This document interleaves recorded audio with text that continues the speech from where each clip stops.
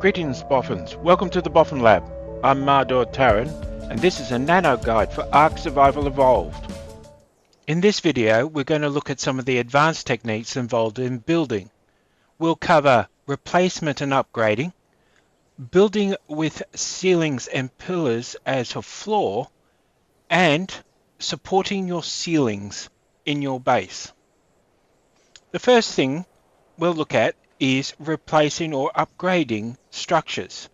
I have here some wooden foundations. However, you're going to want to upgrade from wood to stone as soon as you possibly can. But that means removing and possibly destroying your existing structure. But there's a mechanism you can use. You can snap a structure of the same type over another one. In this case, I have a stone foundation and I've snapped it over the wooden foundation. If you click the left mouse button, it replaced the original structure, and in most cases it won't matter what that does to the other structures. It won't cause a collapse and it won't cause things to unconnect. You'll get 50% of the resources of the original structure back as well. So this is a good move, as you'll save some of the time and effort you made the first time. The next fundamental concept is dealing with unstable ground. As you can see, I've deliberately chosen a very sloped area for this demonstration. You would look for something a good deal more flat so that you can create this larger building. However, it is obvious here that we don't have the room to put everything we want. On the uphill side, the foundations won't snap because they're blocked.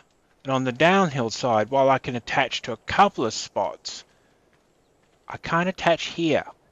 It won't touch the foundations. This gives us a new building technique to look at. Instead of using foundations, we can attach a ceiling.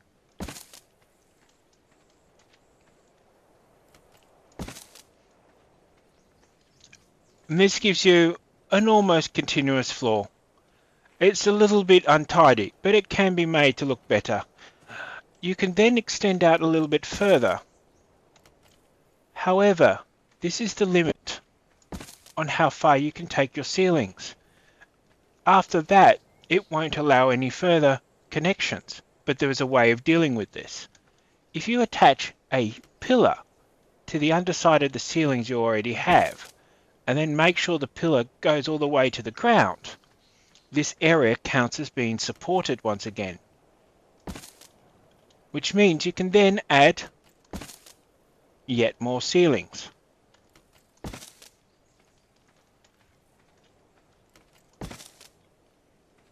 And once again, they'll extend out another 2 from the foundations you've provided with the pillars. There's a couple of downsides.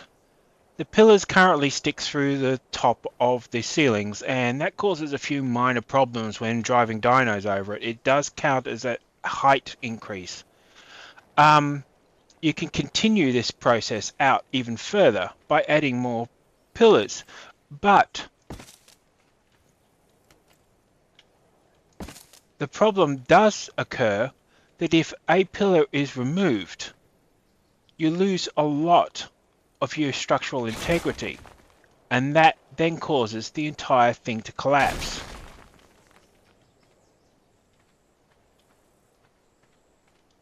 It's this pillar that's holding everything in place now. And there goes the stuff that was supported by the pillars. Thus, while you could do it in an efficient manner by spacing out your pillars, it does have a vulnerability in that if they're destroyed, you'll lose a good deal more of your structure. Thus, it's a matter of whether you're doing it in a cost-effective way by putting your pillars at a spacing, or whether you put a pillar in every location in order to make sure that it doesn't collapse easily.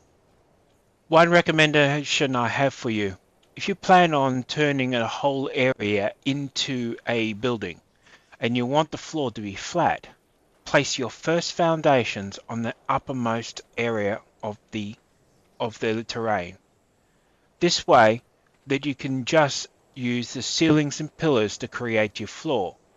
If you do what I've done here and put your foundations too far down, you'll find that your next foundation won't fit.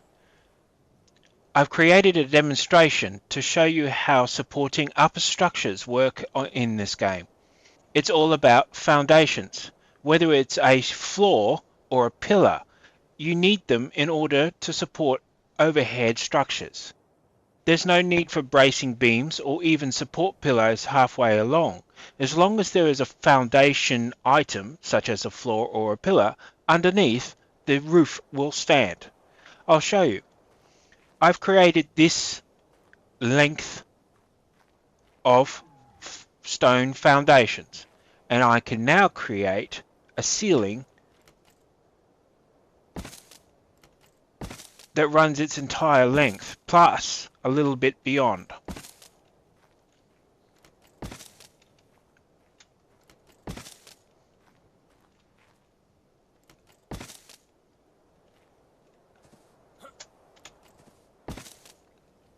And there we go. That's about as far as we'll be able to go. And that's all because these are here. There's no need for support beams. This means you can make giant open areas inside your base without a problem. However, there's a limit. While a foundation will extend its influence maybe 1 or 2 squares from its place, if you go far enough away, there's a limit to just how far you can support things. We're now 3 foundations away from that thing, that original support area, and